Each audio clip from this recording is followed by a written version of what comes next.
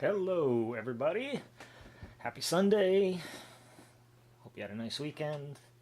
I had a nice weekend. My name's Corey. I pilot the Ether Diver. We are here for another Sound Design Sundays stream. Uh, this week we are actually doing less sound design and more music production, but gotta have your branding even if it's not completely accurate. Uh, this track is currently untitled. I think I have given it working title of what does it say here? Indie drama is what I've called this. What is this? I don't know why it keeps doing that. So this is a track that I created on the Ableton Move initially as a demo or sketch, and then I moved it over to Ableton Live, and I have been doing the development of it over the course of the series. If you haven't been following along, this is the fifth episode. It may end up being the final one. I feel like it almost certainly won't. It probably will be a sixth of polish, if nothing else. But I feel like the finish line is in sight after what we did last time, which was 2 weeks ago. And so I thought, well, you know what? Maybe this week we try and finish it up. Whether or not we actually get there, who's to say? But it's worth a shot. So I haven't done anything on this at all since last week. Like each time I have been doing all of the edits, updates, changes, tweaks, etc. live while being filmed and streamed. So as to keep it, keep it all under one umbrella. So you can just like start watching the series at the beginning. Now, it did not, again, just to catch up, it doesn't have, the first one starts with after I've transferred the file from the Move to the Ableton Live to my, the computer, to Macintosh here. The actual, like, me recording the demo, I didn't have any plans or idea to do this when I recorded the actual demo, or otherwise I'd have that up. Like I did it probably 7 months ago. I didn't even live in the current location I'm at now. Not to say I couldn't have filmed there, but just saying. Yeah, so that part wasn't planned, but everything else. And then when I transferred the file over to the computer too, excuse me, I didn't film that. And sort of doing the early like setup, but every actual note that went in, every changed beat or sound tweak, that's all been on camera. All was missing was the initial demo recorded. And anyway, so this is, we've been doing this this is our fifth session now. And this is as far as we've gotten, and I'm going to stop talking for a minute, and I'm going to play this from the beginning, so we can see where we're at, and we'll go from there.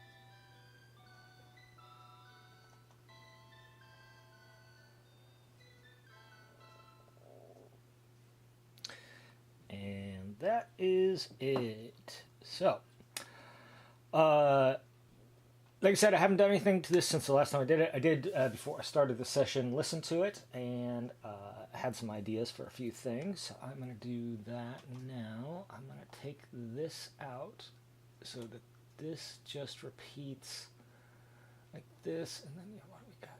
Okay, so that's the delay that's fading out there. Yeah, all right, cool. So to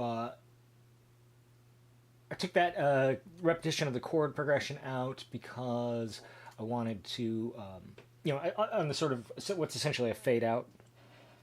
I'm just taking elements out to draw focus to the remaining elements as the other elements are making their exit. All right, so now we'll just play just this part so you can see what I mean. You kind of see how these are different.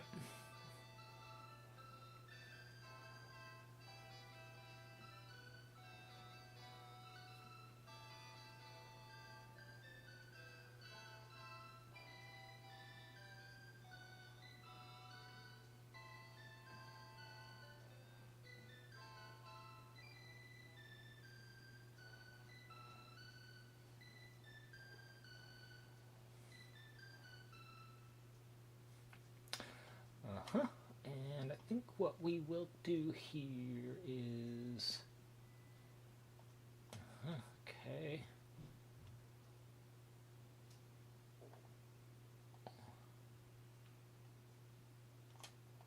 Let's try that again, just that part.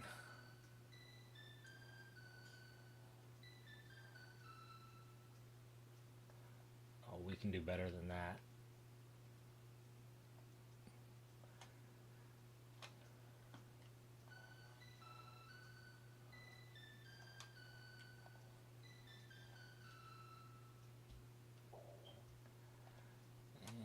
What else we're going to do is grab the automation for this, and we're going to have this feedback go up.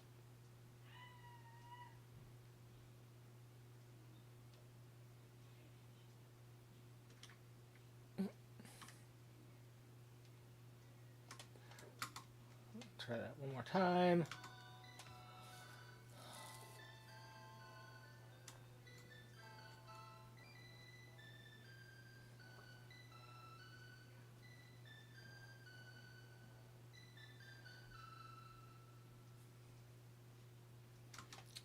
Gives us a little ending.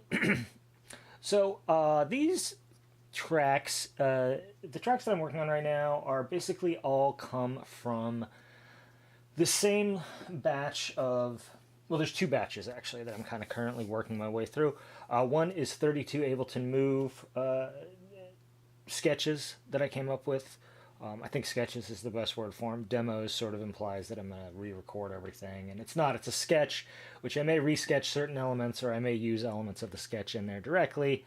It depends. I guess it's in digital, like, for example, a lot of artists will make a sketch and then recreate it, but others might make a sketch, then scan the sketch and draw over it, repair lines, change lines, work on that. This is more like that latter process, if for comparisons purposes. Yeah, it just seems like it's more or less coming together. Some other things that I wanted to do, and these are all kind of production flourishy kind of things and not writing things. I think there's possibly an argument to be made that this is still a little underwritten, that it's just not doing enough. But I think I'm pretty comfortable with what it's doing.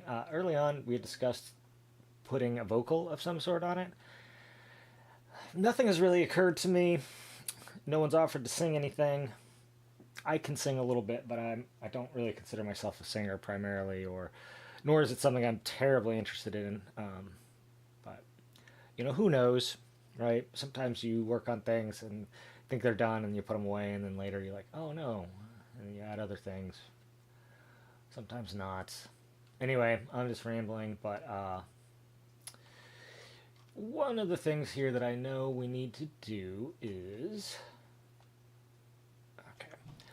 On this intro thing here, I have this Ableton Live device that I call Focus. And it is just a rack with an auto filter and a saturator into it. And I use this to draw focus, hence the name, to the tracks that are using it. If you want focus, if you want to draw focus away from them, de-emphasize them, you can kind of strip the color out of them a little bit by turning saturation down or off, and filtering out the higher, turning a low pass filter down, or even like a band pass filter if you really want to fade it out. Or in this case, because of the nature of the sound, a high pass filter is what I'm going to switch it to. And we're going to fade it in is what we're going to do actually. So it's going to end up there. Let's start here.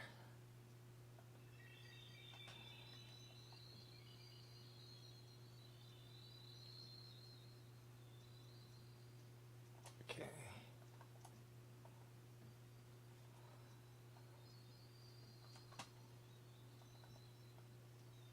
Okay, I think that's about where we want to start. And we're going to have, oh, that's our, okay, so we can close the delay. We got that sorted. We're back up here to the string.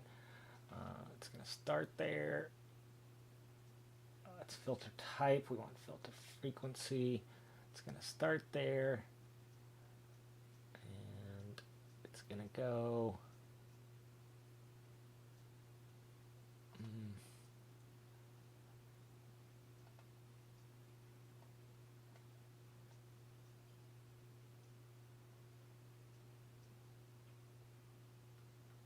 Let's try something like that.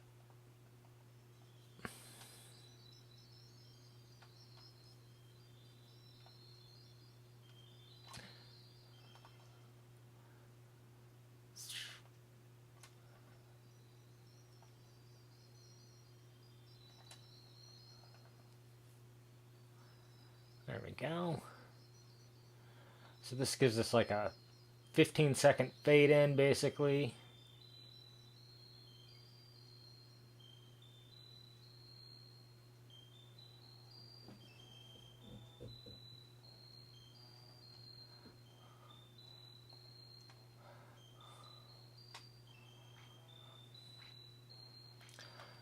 All right.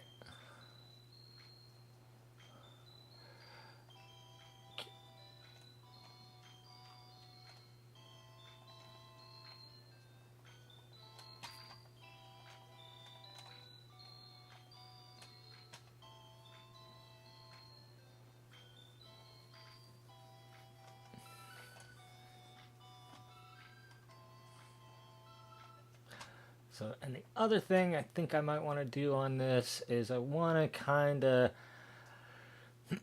both soften it out and also give it a little warmth and sparkle and just a general sort of.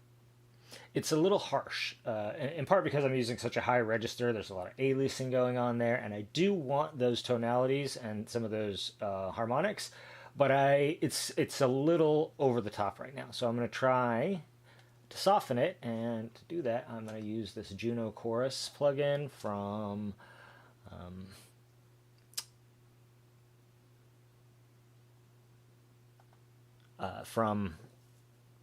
Arturia. This is a very good fake Juno Chorus. However, there is an arguably even better one that I think it's TAL does. Oh gosh, I can't remember for sure. But if you just like search free Juno Chorus, you'll see this one. It's the one I used to use. I think it's honestly just as good as this one. But now I'm sort of bought into the Arturia ecosystem, so I use this one because I have it. I might as well. It's roughly equal. This one is more customizable too, which even though I usually just use the sort of default, like this is essentially what it would be like on the Juno,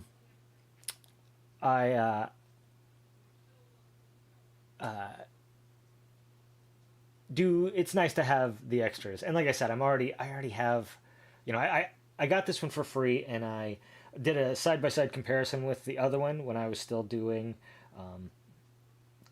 computer-based production the first time. Well, I shouldn't say the first time around, but in the like 2019, 2020, did side-by-side comparison, decided that they were essentially the same, but if anything, that the free one had the slight edge and was easier to use. And so at that point, I was using that one.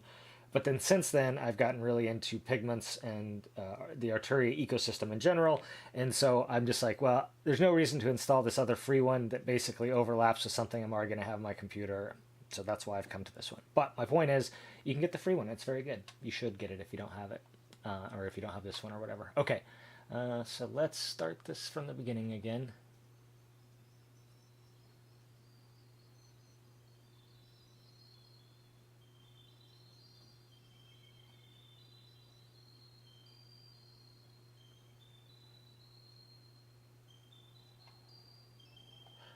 Yeah, that definitely. Do you see how that changes the quality of that? Like, let's listen to that again. This is with. See how it's here. This is. It just gives it a more organic sound. There's more complexity to it, and the way that that aliasing is interacting with the chorusing. Although I think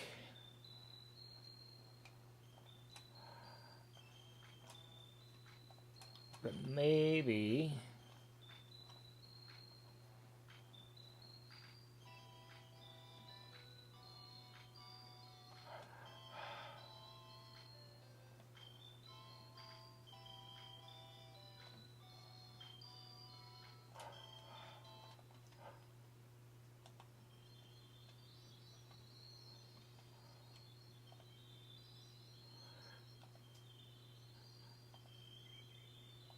See how it really just softens it.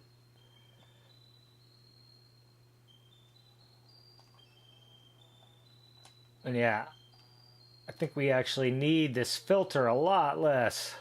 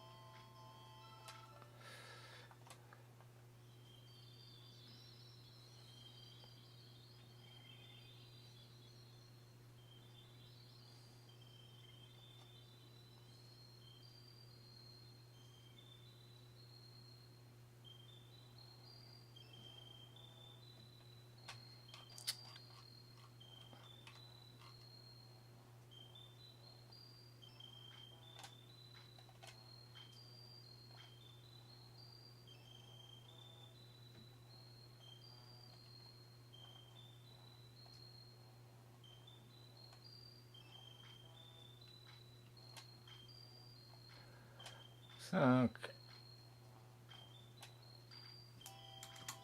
Oops.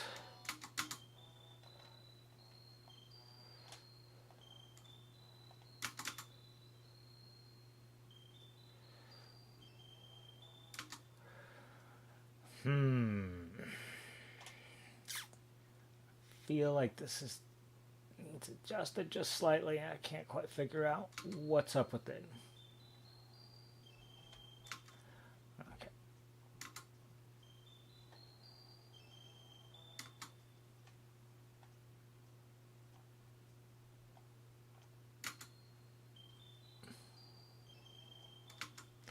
Okay. I think actually what we need is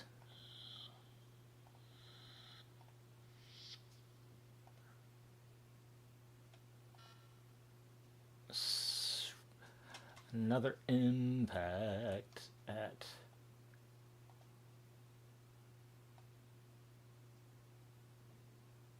that point. So let's insert a MIDI clip here and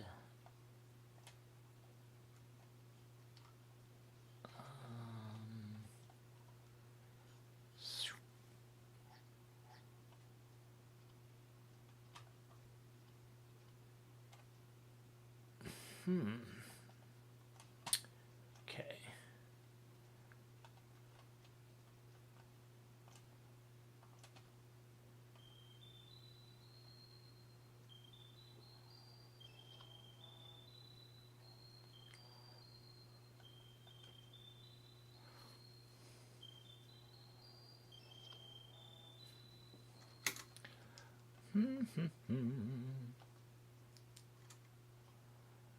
That's not right.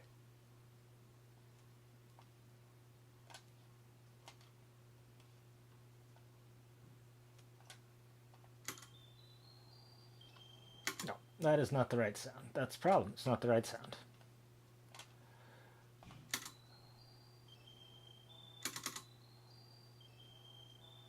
And that ain't it either.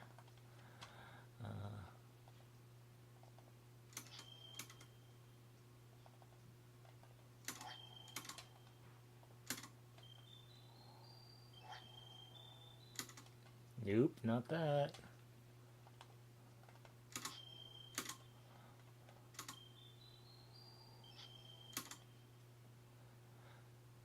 Alright, I do think this needs...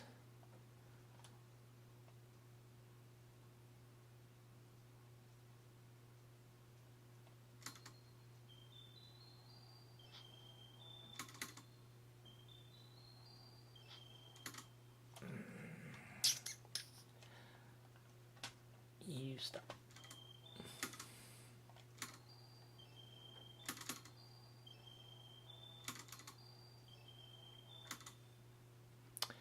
Okay.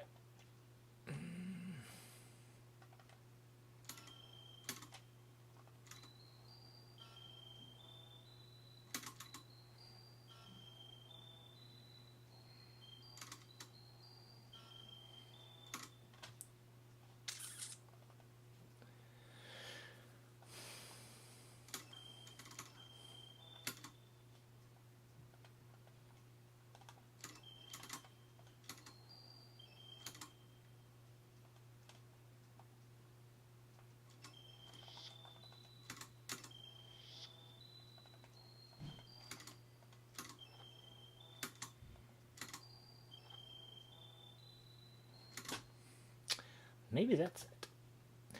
But if, I am now getting into the thing where you do something over and over again, and then all of a sudden you have like literally no idea what.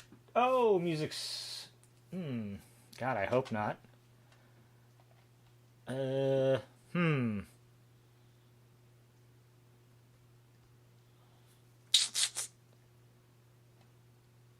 Well, farts. Something is definitely weird going on here. Hold on. Thank you for the heads up. Well, okay, might have to restart here. I didn't realize this was jacked up. Thank you for the heads up.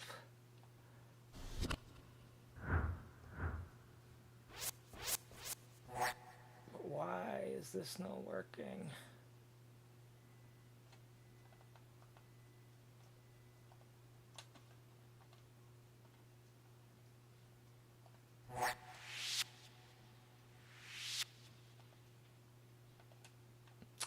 Sorry about the technical difficulties, y'all.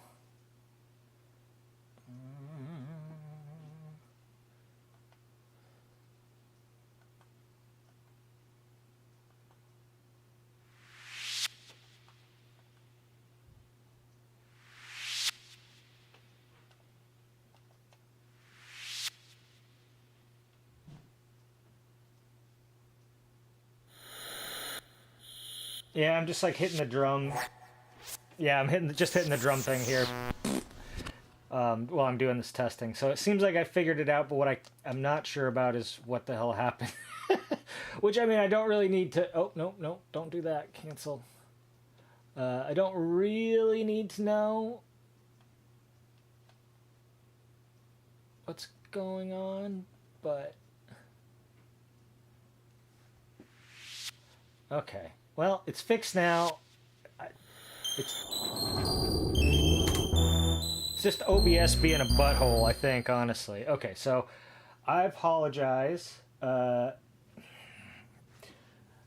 I guess it's good we only got a half hour into it before it's all realized it was all jacked up. I mean, this is the magic of streaming, though. Okay, so I'm going to start the track over from the beginning, and luckily I spent a lot of that time talking, so we didn't miss all that much. I'm going to play the track from the beginning so that we can see where we're at. And now, of course, there's already been a few changes implemented, but that's okay. I talked through them, even though you didn't get to hear the before. You can always listen to last week's stream to hear the before as it was then.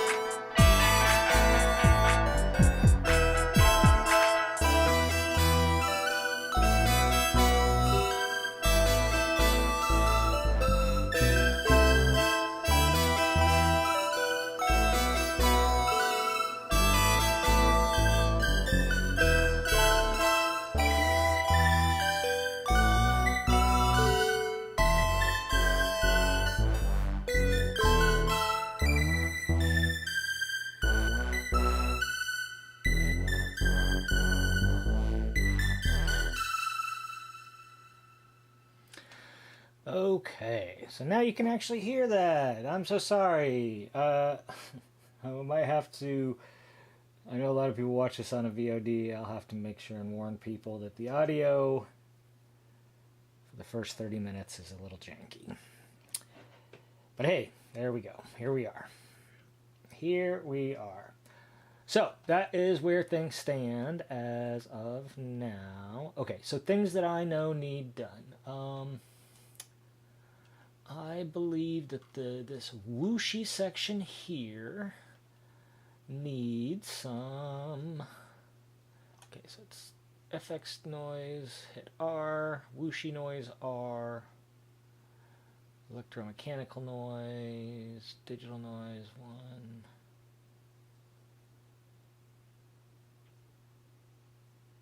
Let's set FX hit noise, another one of the electromechanical noise, and noise flame. Okay.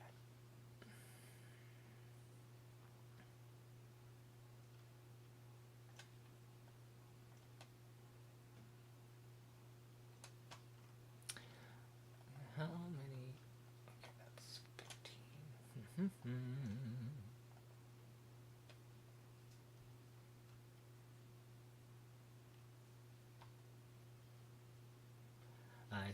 I see. I think I see what's going on here.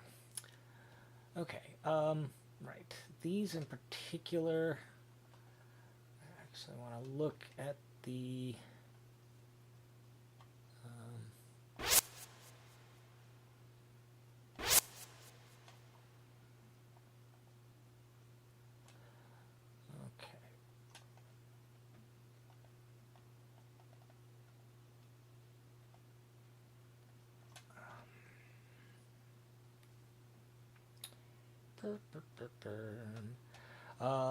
Yeah, okay, so digital noise hit, this FX hit noise here.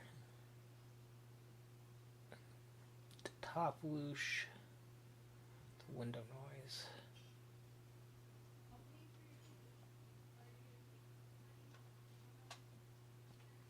Okay. Okay. So now we get to my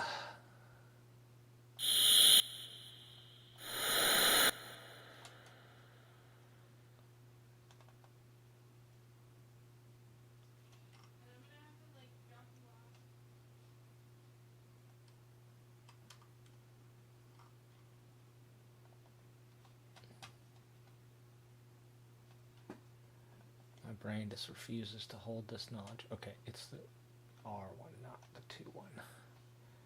Sorry. I know I just keep flipping back and forth between those two screens. Right.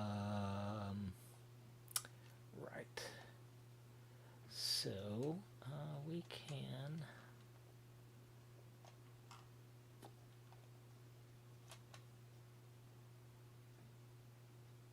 Alright. What if we add, like...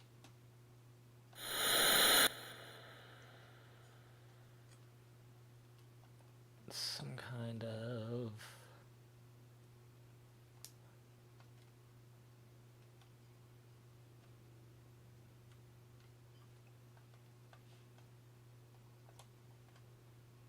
flanger, and we'll put it on flanger, and let's try that now.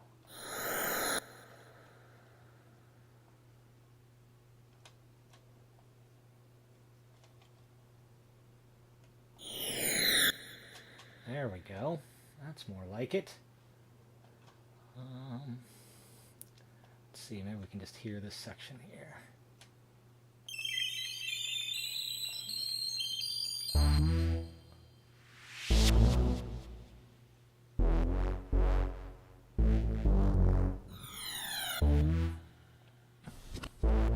Yeah, see, that had a more interesting tonality there. It does get pretty minutia focused in these sometimes.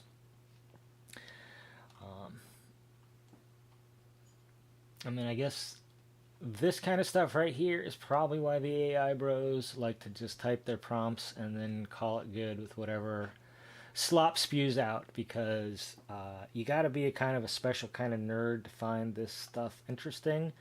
God bless, gods bless. You know, I don't have any preference for any particular god. So gods, all gods, any god, any notional thing that you would consider godlike, that's all good. Those can all bless you good folks who want to sit here and watch me do this. Even if it's just you, Swarm. Because, yeah, I understand this is, like, not always the most interesting thing in the world. And, you know, it's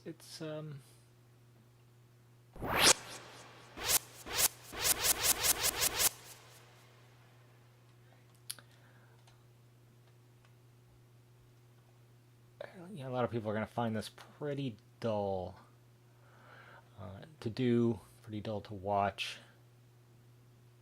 And I get it. I mean, it's not really... You gotta be a pretty big nerd in order to find this stuff interesting, is really what it boils down to.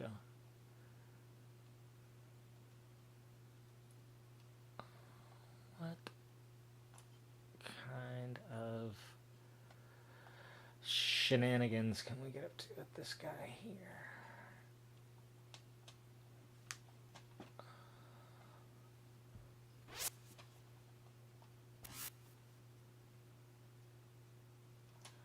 That's what we want to do right there. Okay, so where is this?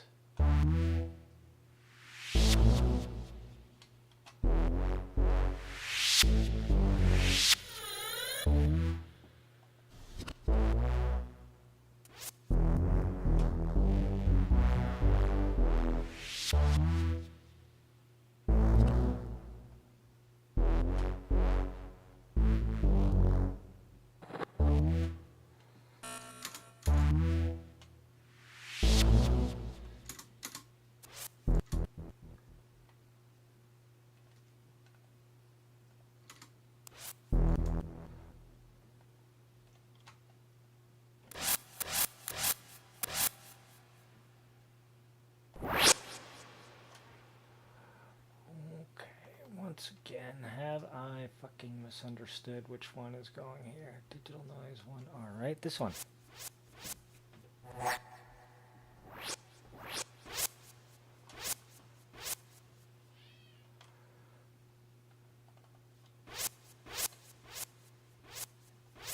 No, okay. I guess I just need to make this.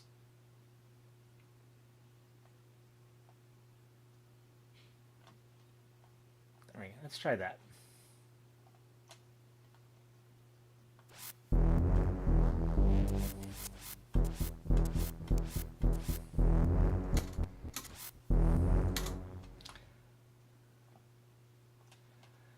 I think that is closer to what I have in mind. But now we need some compression on it because that loses some of its guts. So let's just, let's just throw OTT on it, all right?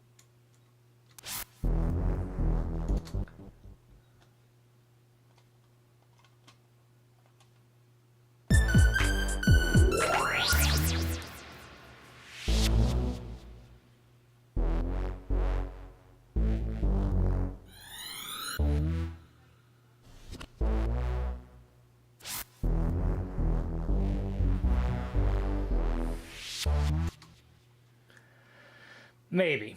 Okay, hold on. I'm going to actually start this from the beginning. I got to take a quick bathroom break, so enjoy the music while you go and empty my bladder.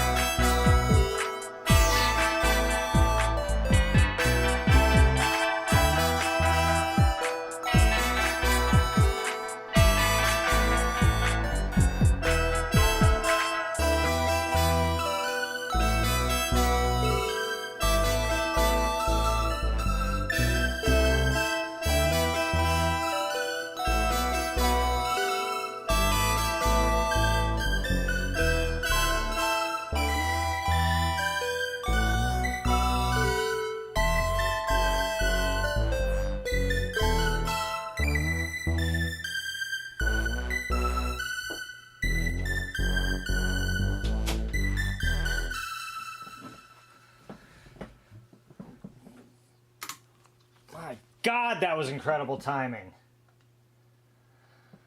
Okay.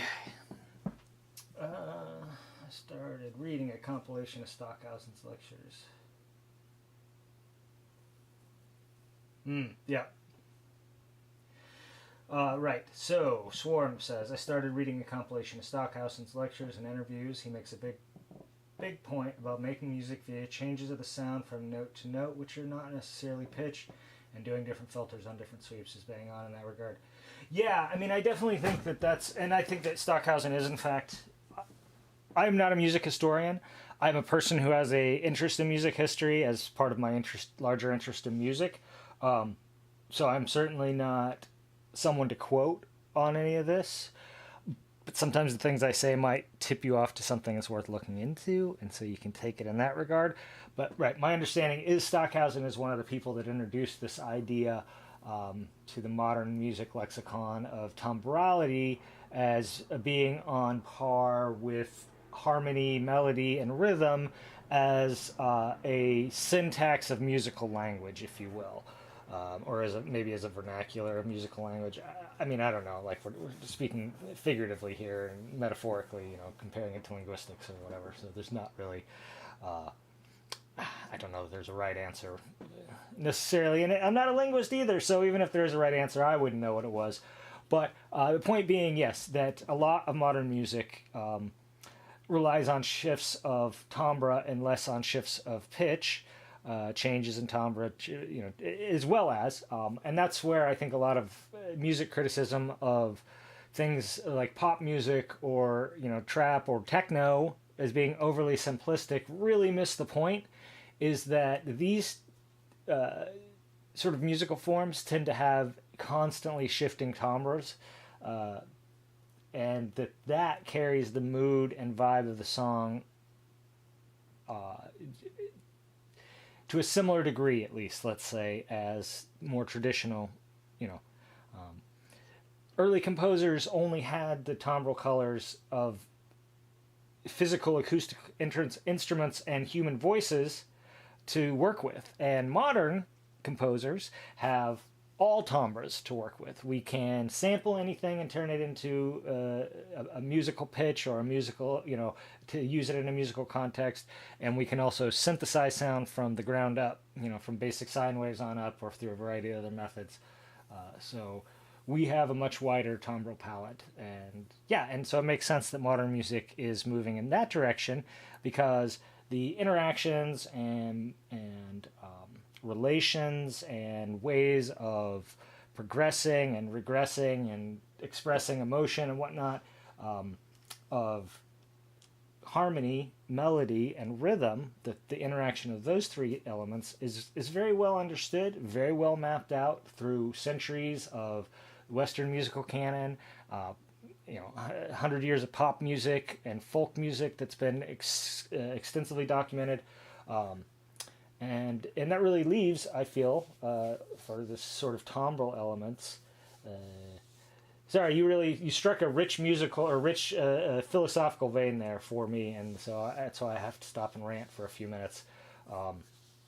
That's always been the basis of my music: is what if the timbral changes were as interesting and or as important as the musical changes? And that's shifted from degree to some degree over the years, but I started off from noise and sample based and music concrete, although I didn't really know what it was called at that point. I would have called it like audio collage, which is also a fine name for it. You don't have to be all French about it, but yeah. So that's where I came from musically, and only later picked up the more traditional musical elements. So yeah, obviously my music is all tied into that. Let's see. Yeah. Right, exactly. 100%. Uh,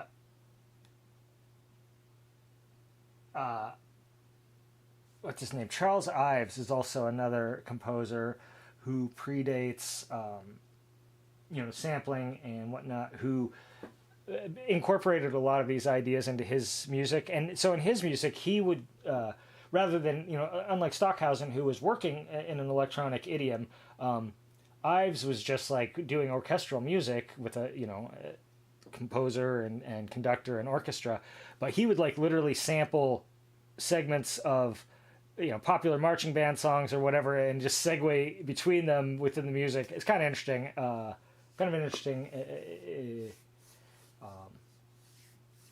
sound lomography. That sounds cool as hell. But yeah, he's an interesting composer, early 20th century composer that's worth looking into as someone who sort of predated and prefigured and predicted what would later become like sampling, and he's essentially doing sampling with an orchestra, right? But instead of being like, so instead of using a record and being like, oh, I'm going to play this break beat from this old funk record, he's like, okay, the percussion section of my orchestra is going to play the percussion section from this popular ragtime ballad, and we're going to play something else over the top of it, or we're going to segue into something else or whatever. Pretty interesting composer, anyway. Okay. I will say an interesting composer, but not one that I particularly enjoy listening to. I should say that. His music seems a little random and a little more like he's trying to prove a point than make something that's listenable. That's just my take. Again, I wrote a paper on him many years ago for when I was still in college, and went to a performance of some of his pieces and listened to a few more on recordings of a few more. So I not like I'm an expert. It's just an interesting aside. That's all. Okay, so enough about that. Let's get back to this. Let's keep doing up these. Just trying to make this part here. Okay. Sorry.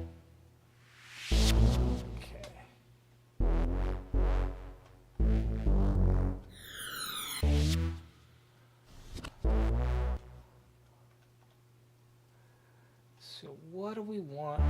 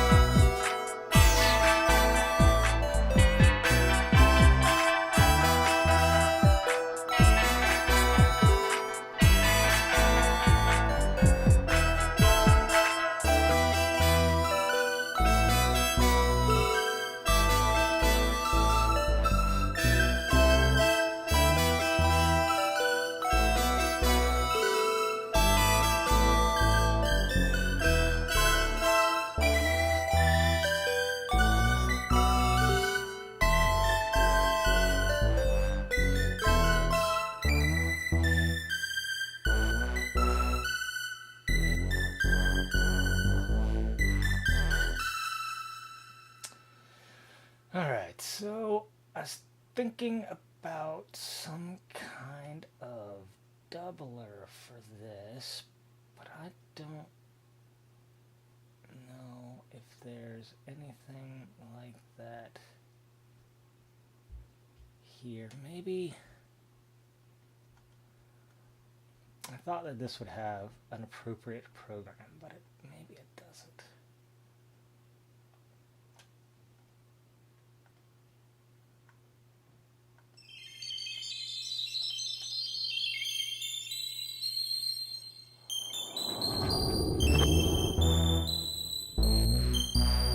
No, that's not it. Definitely having one of those things here where I can hear something in my head and I can't quite put it on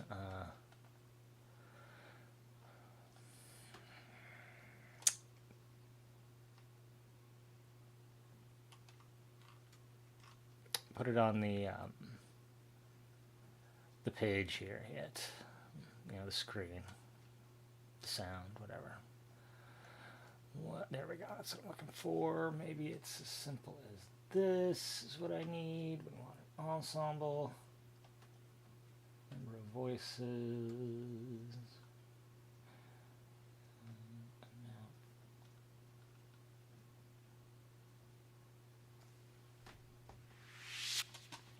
think that's closer to what I want.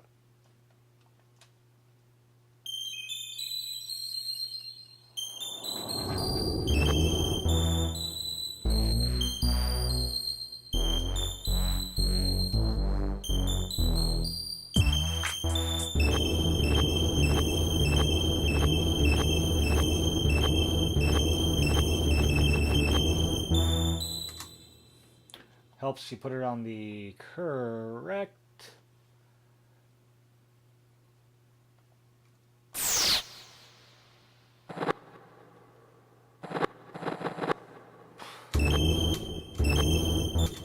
Yeah, the correct thing. Okay, let's put this here.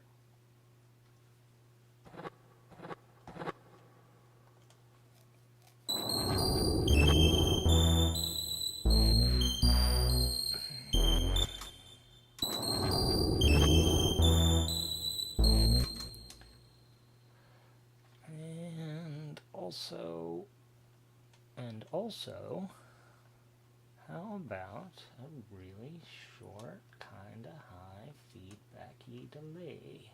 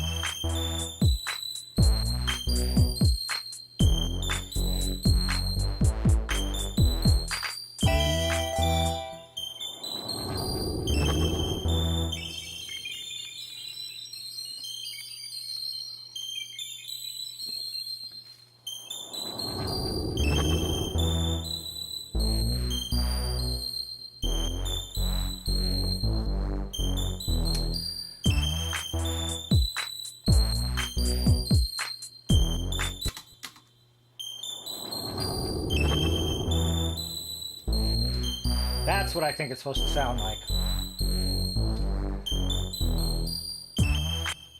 It's kind of infuriating sometimes when you have something in your head and you just cannot quite figure out what it is that you need to do to make it happen.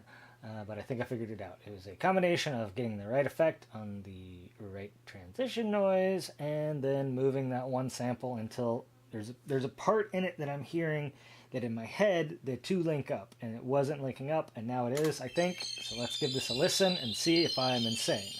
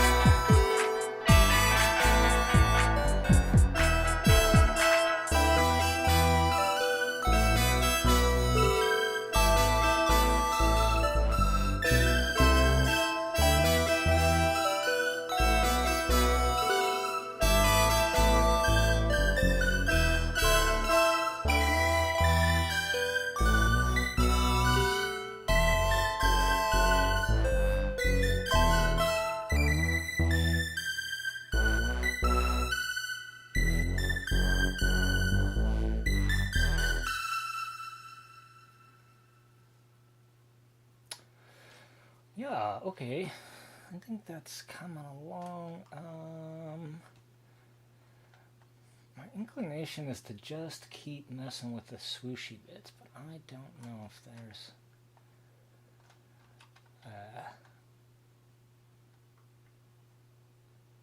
if that's right or not. Yeah, in terms of, yeah, the experience is very much felt here in terms of making things sound like they do in your head. Yeah, I mean, that's really one of the big challenges for making any kind of music making is being able to translate what you're hearing in your head onto, into reality, into something that other people can hear. Um, it's an interesting process. I honestly think a lot of times that it is uh, even when we think we're sort of recreating the things that we hear in our head, we're probably to some degree at least, and it's really hard to test something like this. It's arguably not something you can meaningfully test at all. It's non-falsifiable. Um, but I think that a lot of times what we're doing actually is sort of you have something you're hearing in your head, and then there's something that you're producing, and as you continue to work on them, like the thing in your hearing in your head is moving towards the thing you're actually making until they meet somewhere in the middle. Sometimes closer to where you're hearing in your head, sometimes closer to what's actually happening anyway. Oh, good. Yeah. I mean, so Swarm says, watching streams like this here does help to amass knowledge how to change sounds to do what I want them to do. Good. That is very much the point. One of the points. The other, one of the points is to give you actual technical knowledge that you can apply. That you see a technique I'm doing here, a tool that I'm using, and you go, "Hey, oh shit, I can use that in my music." Um, what is that plug-in or what is that? How did you do that? Oh, okay, I see. You set the delay like this. You have it go into this. Great, that's wonderful. So yeah, if you can learn actual technique from me, man, wonderful, just delightful. That's totally what I'm here for. The other thing is what might be described as solidarity. I think a lot of times people feel like, oh, well, clearly I'm the only one that struggles with this aspect of music making. I'm the only one that sits in front of, just plays something endlessly over and over again, trying out different sounds and just going nowhere, for an hour at a time. I'm the only one that gets lost in the sauce and spends 25 minutes crafting some, delay setting on something, only then to realize it doesn't actually fit with what you're doing in the song and throw it out. And then you watch someone like me do all those same stupid things, and you go, "Oh no, I'm not the only one that does that." No, and I think it can really help you help people be comfortable in their process, if they understand that, it's for everyone. It can be a struggle, and I think that and now I will admit too, for some people maybe it's not. I have friends and have watched streamers who can just crank stuff out, almost like straight from their imagination into the DAW and have it be, ready to go, and it sounds great. And God's bless those people. But that's exactly what I'm talking about. I think a lot of time those are the people that get a lot of the attention, and so there becomes this sort of, and it's probably it's probably a unexamined, like, a subconscious belief, but I think a lot of people do believe that that's the right way to do it, right? Is you just sit down and you like fire up your DAW and you just start, I'll play in the chords. Great, the chords sound great. Let's switch the sound. Okay, let's double that with a pad. Okay, great. Now we'll bang in some drums. Pull up the first drum kit I think of. Yep, that sounds perfect. Boo, boo, boo, boo, boo, boo, boo. Okay, yep. And now I'll just hammer out this drum rhythm. All right, now we're on to the, and it's just like, damn. And you watch like a 35-minute video and they have like the basis of an entire song done, ready to go. And sometimes that's movie magic, right? That's an edited video. It's not a stream like this is. And sometimes people really are that fast. But most people, in my experience, I have worked with not an insane number of artists, but a fair number over the years. I'm not a completely an isolationist bedroom artist. and I've been invited into people's studios as a music critic and just as a musician before to watch their process and help them, either to help them or to cover them for, to write about them or whatever. So, I've seen a lot of different people, how a lot of different people work. And I'd say, in my experience at least, most people are more on the like hammer at things, brute force things, try things over and over again to get them to work, and less on the like, it comes straight out of me onto the page and then it's ready to go out to you. Yeah. Okay, so I just added a channel EQ onto, or I'm sorry, my channel strip, basically, my little fake channel strip. It's just a 3-band EQ and a compressor, and I use it on all my channels. A couple years ago, compression is something that was always like a little bit of a black art to me. Black art in the sense of, I didn't understand what it's doing, right? It's like a black box. I can't see inside it. I don't really understand it. And I was very confused about its role, what it was supposed to be doing. I mean, I understand it's to tame dynamics. I mean, okay, simple enough. But I didn't really exactly understand why you would need that. And in part because I was a little confused because where I'm coming from, I'm not coming from the working with bands in the studio performance level where they're playing acoustic instruments and they might be a little excited one day or a little flat, a little low energy another day, and then you need a compressor to even out the takes.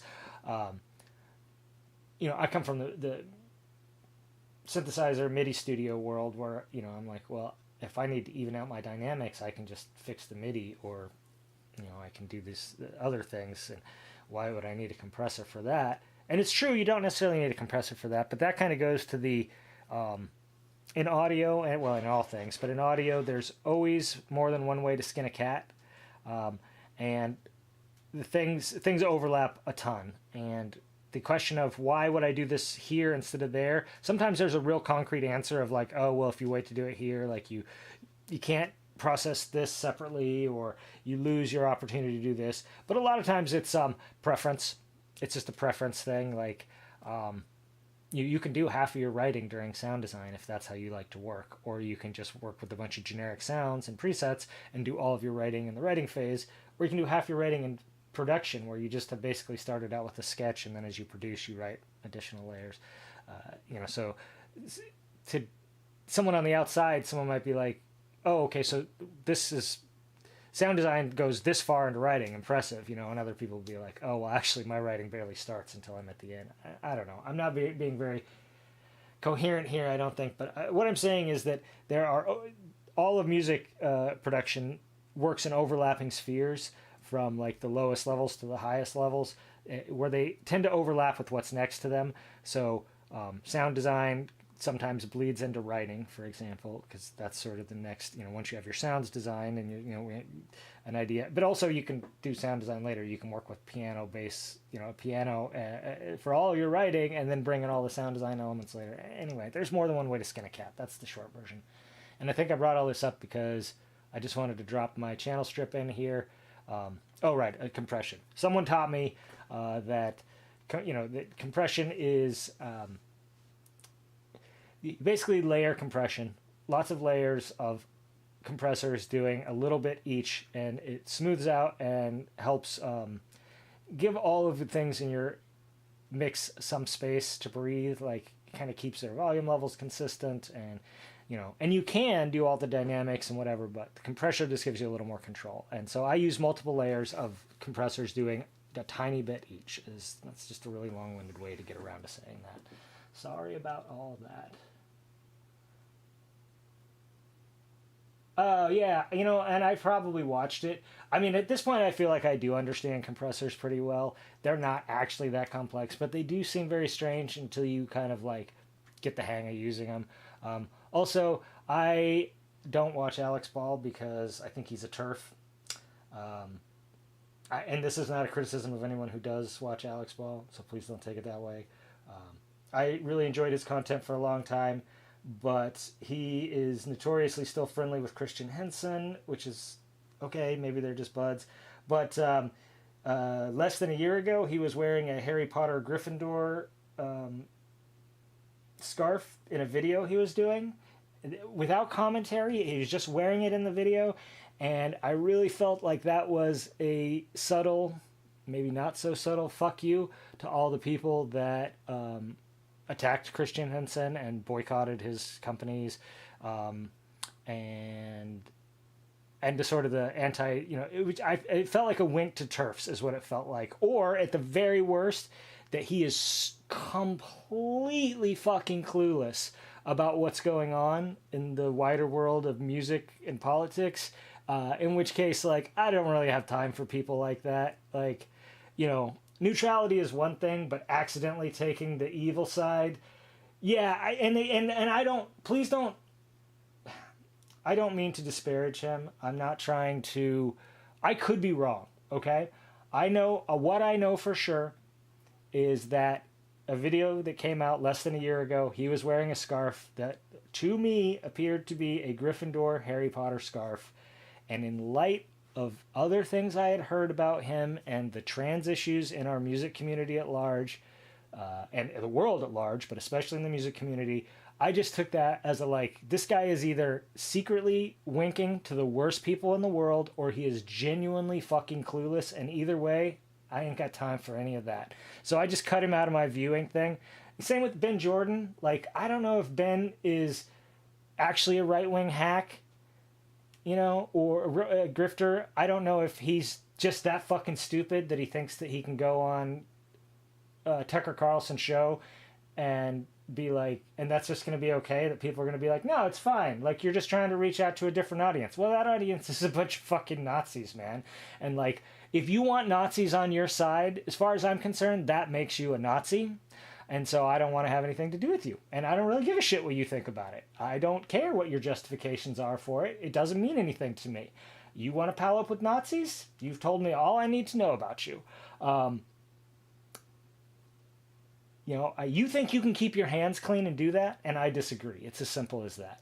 Not you, obviously, but anyone who wants to pal up with Nazis, TERFs, whatever, and think that they can actually, oh, it's fine, we're just socially friends, or it's fine, I'm just using them to make a larger point. I just don't think that that's a viable way to be. I don't think that that's actually something that's legitimate or doable, and so I don't fuck with that at all. Like, if you fuck with Nazis, I don't fuck with you. And TERFs are definitely Nazis, so. Okay. Wow, sorry, that was a bit of a rant. Sorry about that. But yeah, so anyway, the point was I slapped a channel strip on here. I did this for two reasons. So this is a track that I recorded. I'm sorry, this is, I'm not trying to get all political. Not even because I'm like, oh, I don't mean to, like, mix politics. I mean, I am political. If you can't deal with that, you can fuck off. But, like, it's a distraction from what we're trying to talk about here, right? What we're trying to talk about is producing a track, and I got all distracted with some political bullshit that isn't really germane, right? I'll do a video ranting about politics if I want to do that. So, anyway, I'm throwing this channel strip on here. I will throw it up on all the tracks eventually. That's the thing. Throwing it on here because I think that this could probably use some low pass cut. Yeah.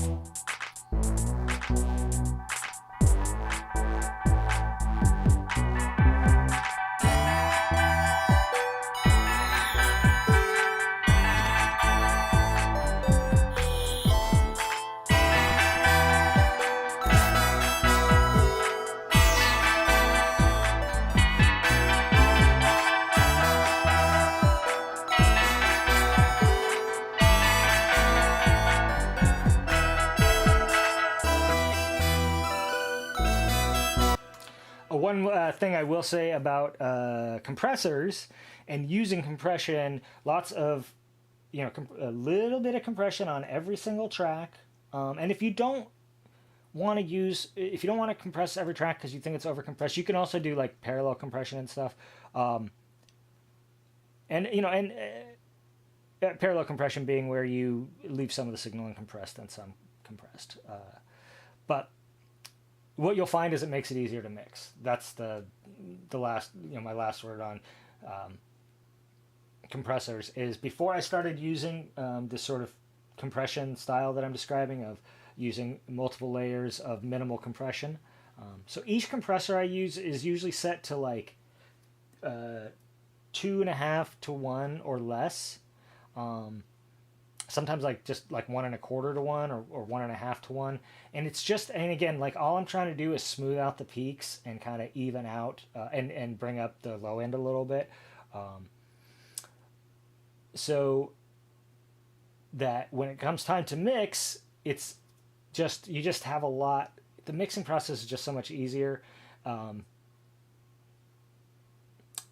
I know that that's a factor. I don't know how big of a factor because, of course, this isn't science. I'm not changing one variable at a time and then rerunning the whole experiment. I'm tweaking things as I go and going, oh wow, this is easier than the last time I did it. Probably some of those things I tweaked did it.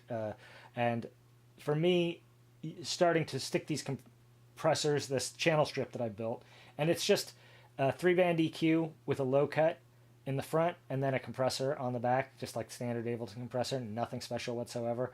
I don't even have a saturator in there, to like a real channel strip would have some sort of saturation stage at the end because they all sort of add some element. But I'm not even looking to color it.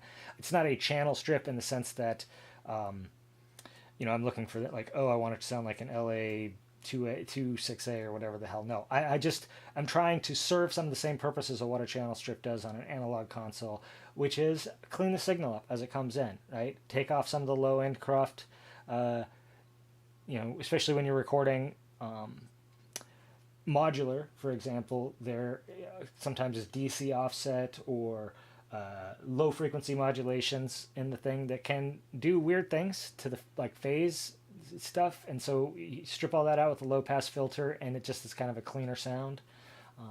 Some people like it. There's plenty of room for interpretation here, but if you're having trouble with your mixes, if you're having trouble getting things to like be in place, try this sort of channel strip method where you put a compressor and a 3-band EQ, or it can be a 5-band EQ, 2-band EQ, with some kind of low cut on each channel, and just minimal compression, 1.5 to 2% or 2 to 1 rather, 1.5 to 1 to 2 to 1.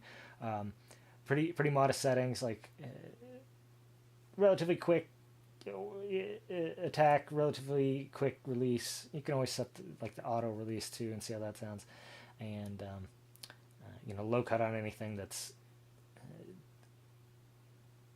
doesn't need to have a bunch of low frequency content. Opinions differ on this, and definitely you'll probably have a warmer sound overall if you don't low or high pass everything. Like your track will sound kind of fuller and warmer, but it also will tend towards muddiness and congestion. Where I find a lot of times music, and I'm not saying that my music is free of this. If anything, it's just something I'm continually working on. But you get these bands of congestion where, there's just too many clashing frequencies happening in that area, and it feels sticky and like, gluey almost. I don't know, but not in a good way. I don't know. But okay, yeah. Yeah, and the been in terms of libertarians, like I tend to like roll my eyes at people who say that, but I consider them salvageable at least some of the time. And he definitely seemed like what I would call a salvage. Like, okay, he was libertarian, but he was, and I mean, like, I know he's like a stock guy. He like does day trading and stuff like that. But he would critique capitalism, right? He wasn't one of these libertarians who's like, no, no, no, the only problem with capitalism is that the state has distorted it. Wasn't one of those kind of libertarians. So I was like, well, maybe the dude's redeemable, as because I have friends that call themselves libertarians that are, but they let's put it this way: they embrace neither the gold bug tendencies of libertarians nor the I want to fuck 13-year-old girls tendencies of libertarians, and are just more on the like socially liberal, and like maybe have some disagreement about what kind of economic policy or what role the state has in economic policy. But you can also have socialists who believe in totalitarian, Eastern Bloc style social control as well. And like, I'm not for that either. If you're that kind of socialist, you can also fuck off. Like, oh, great, you have reasonable economic policies, but you think humans need to be controlled from, cradle to grave to keep them from thinking counter-revolutionary thoughts. Like, I don't have any patience for that either. So, but anyway, and I liked Ben's content. I probably gave him a pass for some of his shit because I did like his content. I did like the things that he covered, his science, science coverage, and some of his music stuff. I thought was pretty solid. But yeah, the Tucker Carlson thing for me is just like, nope, that's an auto. I don't care who you are. Like, I mean, yes, with Ben in particular, I was already a little bit side eye because of the libertarian thing and because of a few other things he had said in videos. But I was like, he mostly seems like a solid dude who maybe has a couple of questionable beliefs, But that's okay. I don't have to have pure agreement with everyone I deal with. But then the Tucker Carlson thing, that just for me is like, no, man, no, I'm not doing that. Like if you come in, you're like, actually, I think Hitler had some good ideas. Like, I don't even care what ideas you think were some good ones. It's just a no from me. Like, nope. You just don't got to give it to Hitler. You never got to hand it to Hitler. You never got to hand it to Tucker Carlson. You can't ride the tiger and expect to get off the fucking thing unscathed, right?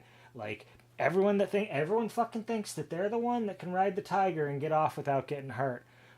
And that's a great fucking plan until you're on the back of the tiger, right? So, anyway, I'm getting a little metaphorical here, getting a little punchy.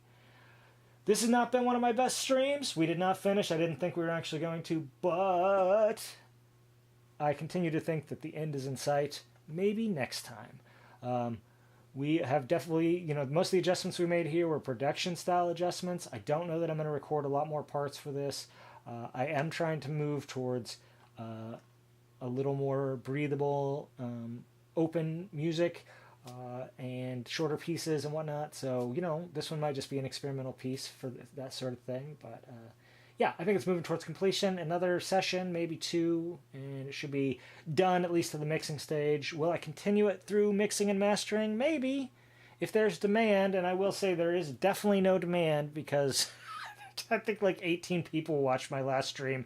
And I bet that's like 5 actual people and 13 bots that just indexed it or whatever. But, hey, it's all good. As long as I got one person hanging out, I'm good. And I enjoy hanging out with my good friend Swarm here, who comes by almost every stream to hang out and keep me company and talk about politics and music making and who knows what else we'll talk about in the future. All right.